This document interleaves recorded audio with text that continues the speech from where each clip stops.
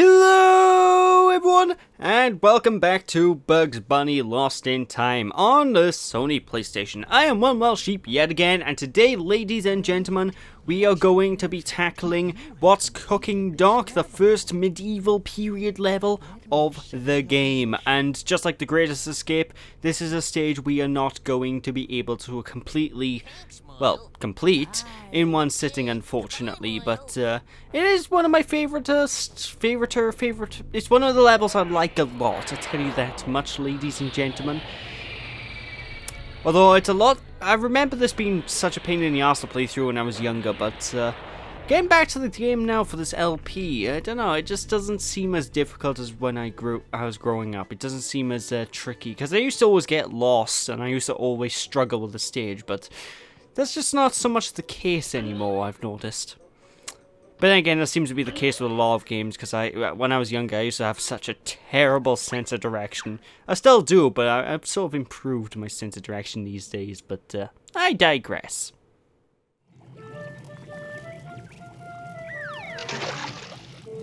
Oh, a rabbit! Hey, what's cooking, Zha Zha? Zsa rabbit stew? Rab? Ouch!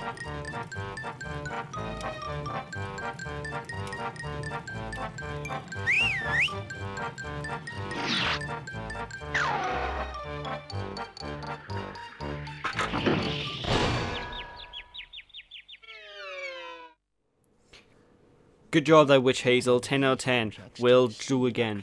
Now, just like as previously, we can't get all of the Acme boxes in one sitting, unfortunately, ladies and gentlemen. We do need to get a good load of power-ups before we are able to completely do this stage, which is a bit unfortunate, but you know, it's pretty fun ride, all things considered. The only thing I sort of wish, though, is that there's a bit more of a indicator whenever certain enemies hold golden carrots, because right now if you're playing the game blind for the first time, you basically have to find yourself going out of your way to kill every single enemy you come across just to get hold of golden carrots and stuff, because you have no idea which enemies are holding them and which ones aren't, which is a little bit annoying, all things considered. But I digress. Anyway, moving onwards into this wooded area, we have to deal with Robin Duck, and basically, it's Daffy Duck dressed up as Robin Hood, whoop-de-doo, and he's going to be stealing golden carrots. He's going to try and punch you and nick golden carrots off you, so just hit him before he's able to hit you, and he'll scare him off. And you're going to want to whack all of these trees as well to just knock a couple of golden carrots out of the trees. What do you know? Money does grow on trees. Well, golden carrots anyway, I suppose it's close enough to money, but that's beside the point. That's beside the point, you know, ladies and gentlemen. But one thing that you're probably going to find is all of the power-ups you're going to get for Bugs Bunny, every single one of the main power-ups that you unlock throughout the course of the game, will be obtained in the medieval area of the game. For example, we're going to get the first power-up in this stage right now, folks, pretty much. Well, I say right now, maybe about a minute or two from now, because we have a little bit of a side quest to obtain and complete before we're able to do that. Ah, Merlin Monroe. The finest wizard in all the land. Or so we've been told. I wonder if he's got that lighter thing with his thumb sorted yet. I don't know. Sorry, I can't help now. Witch Hazel has stolen my magic cookbook. Bring it back. I'll be glad to help you. Magic cookbook? Why can't you get a normal cookbook? Learn to cook, get a stove or something. Don't magic up all your food. Come on, you crazy person. Laziness in some of these wizards, man, I tell ye. I tell ye. But anyway, just check those chests when you go into this room, because there is a free clock symbol in one of those chests that you're going to want to grab. But once you've been to visit Merlin, you'll notice that Witch Hazel herself will actually pop out, and she will try to take you down. So just lure her into one of the shadows and get an anvil. Oh god, that looked painful. Get an anvil to crush her, and one thing that may throw people off guard is you're going to want to jump on her ass quickly.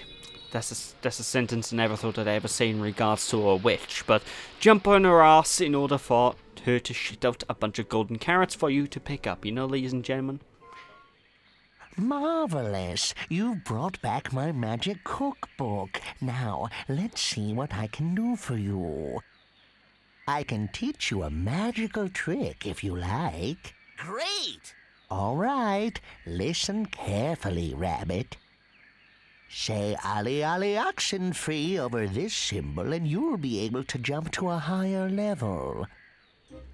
Awesome, so we basically got a super jump, and the big problem with the power-ups in this game are all the power-ups are basically completely situational. So you can only use the super jump power whenever you're standing on a super jump pad. You can only use music power, which is one we'll be getting next, way later on, by standing on a music pad. So, you know, we have to stand on the individual pads in order to utilize each of these powers, which can be a little bit tricky, you know, ladies and gentlemen. It can be a little bit finicky to deal with, which is a bit annoying, but I digress. It's time to move on with the main area of the stage itself. Why is that text so grey? That's a weird... Why is that... The text is a weird colour. That's strange. I have no idea why that is. But, yeah, I always loved this world because I've always been enamored, I guess. Is that a word I'm thinking of? I don't know if that's the right word, but I've always liked medieval era stuff, you know. I've always thought of medieval times, sword fighting, dragons, and all that good jazz. I don't know, it's a time period that's always interested me, you know, ladies and gentlemen. So, just for that reason alone, I've always liked the medieval period of this game. It's always interested me. What can I tell you? What can I tell you?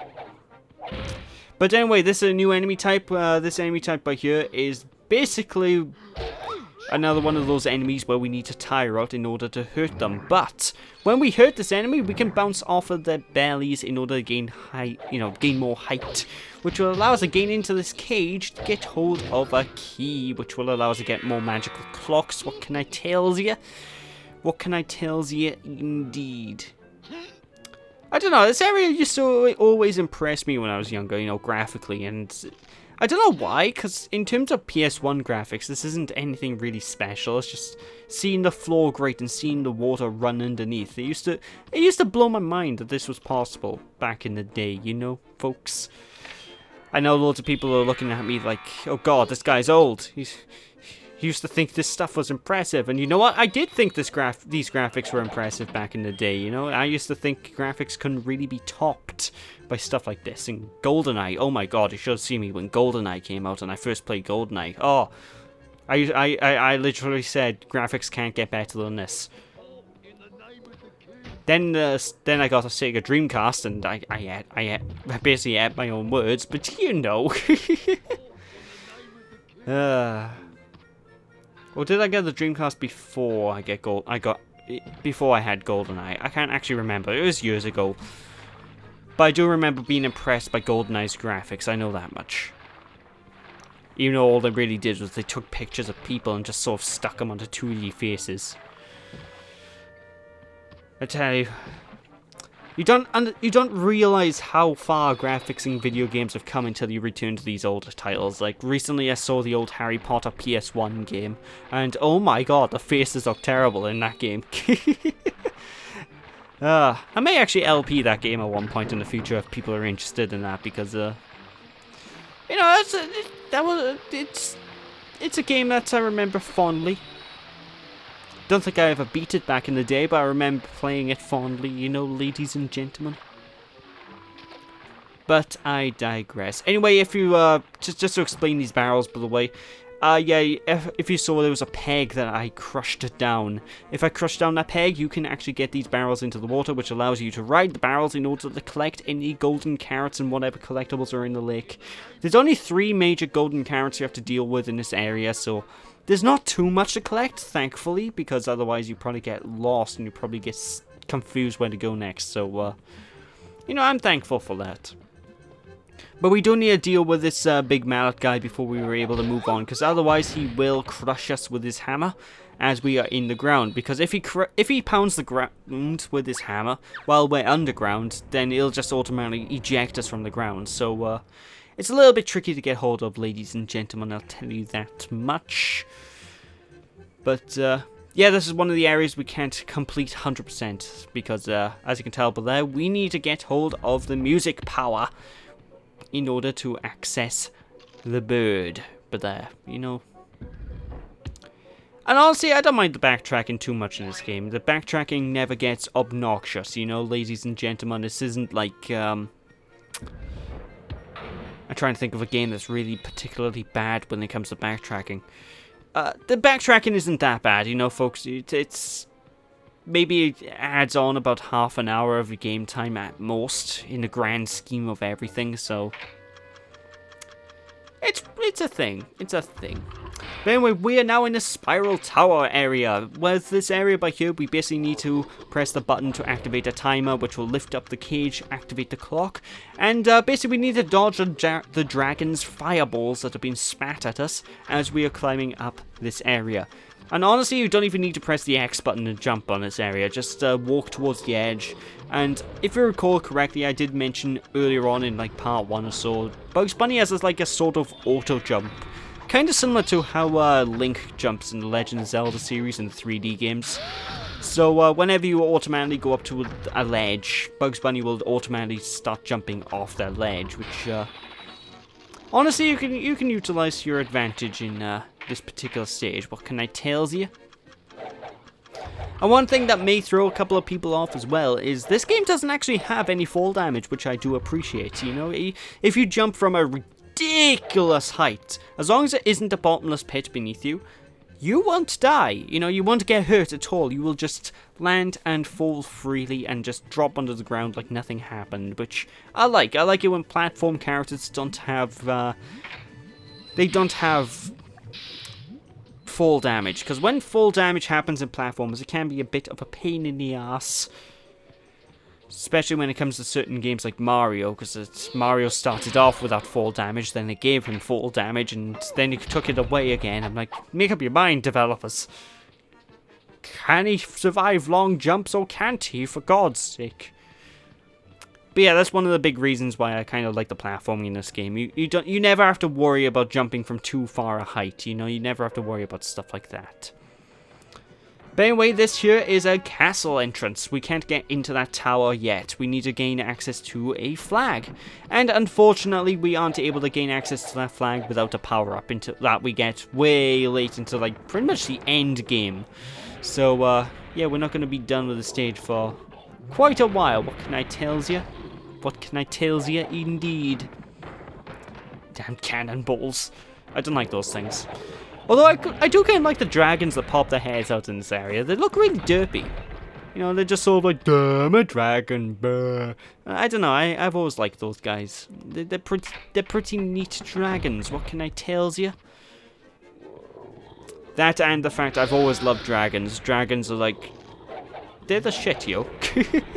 If you don't like dragons, there's something wrong with you, because dragons are literally the greatest mythological creature.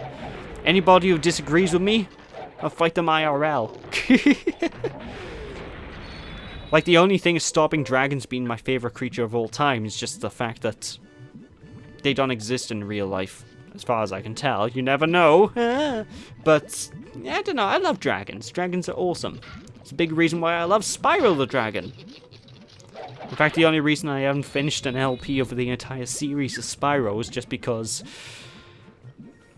I've had issues getting the second game to record, but that's something for another time. I'll talk about that another time. Anyway, this room by here is a basic platforming room, just pure platforming. Obviously, hit the lava and you will die. And I don't know, I always find lava to be such a video gamey concept nowadays. Like, I know there was a point in time where lava was basically considered the shit by the pop culture industry. Like, there was that one time when there was basically like 5 volcano movies coming out at the same time, but I don't know, I like this area. I like lava. It always seems very video gamey though to me, you know, because it's not something you're likely to encounter in real life. You only really have to deal with lava in like video games and what have you, which I don't know. Well, unless you live next to a volcano in that case, but if that was the case, I would move away. I wouldn't live next to a volcano. I'd freak out. No. I'd be too paranoid. It's like, oh god, this thing's gonna erupt any minute. But sheep, it's a dormant. It's a dormant volcano. I don't care. Just being next to a volcano will be enough to give me the screaming squits, if you will. Seriously, I would be petrified just living next to a volcano, because you never know, something could upset the volcano's stomach, and you don't want that to happen. What can I tell you? But no, I do like this room. I do like the stage. It's a pretty good one, all things considered. There's decent platforming. There's decent music. In fact, some of my favorite music is in the medieval period as well. Like, I just love this general tune of the stage. It's just got this nice da-da-da-da-da-da-da sort of melody to it, which I can dig. It's very majestic. What can I tell you? It's such a shame we can't get all of the Acme boxes, however, in this run. And, well, even though I am whacking all the Acme boxes I find during the course of the playthrough up until this point, ladies and gentlemen, I don't recommend you guys doing it on your first time visiting these levels, because we can't get all of the Acme boxes. And whenever we re-exit the level and re-enter the level again, all of the Acme boxes themselves will be completely reset. The game doesn't save them. So you're going to need to backtrack and basically re-complete the stage again when we revisit the stage itself. So, you know, it can be a little bit frustrating if you don't like redoing stuff, but, you know, it's a thing. Honestly, I consider it to be just unnecessary filler myself, but hey, they developed the game in that way for a reason, I suppose. Probably to make it so it isn't too short, because this isn't the longest game in the world, you know, ladies and gentlemen? I mean, it's a perfect length for the game it is, you know, but it isn't the longest time, the longest thing you'll find. Anyway, we got a bit of a mini-boss fight to deal with here, ladies and gentlemen. Now, if you recall that guard that we fought way earlier on, or at least two of the guards we fought earlier on with the big stomachs, this is basically the exact same thing. The only difference is we have to deal with two of them at the same time, and they both have a shared health bar. When we take one of them down, the other one will get angry and start whacking his armor at us quite a lot. So, basically, just run around in circles, wait for one of them to get tired, spin into them, do your Sonic the Hedgehog move, which, by the way, is the most useful way to attack an enemy in this game. Just Sonic the Hedgehog the enemies, and it's fantastic. And, yeah, be able to hurt them. Whenever you hurt one of them enough, they will collapse onto the floor and drop a key, which will allow you to gain entry into this area.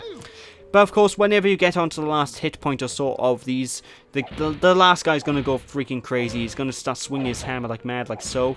So what I sort of recommend is just sort of hide behind the body of his fallen comrade, because he can't walk over that body. So, you know, you can sort of use his friend as like cover. What can I tell you? Ah, bloody dogs. Anyway, with that, we have the last clock of the stage, and that is the stage over and done with. So with that, thank you all for watching. Hope you all enjoyed. Don't be sheepish, people. And I'll catch you all next time as we continue onwards with the rest of the game. So yeah, thanks for watching. I'll see you after. Bye!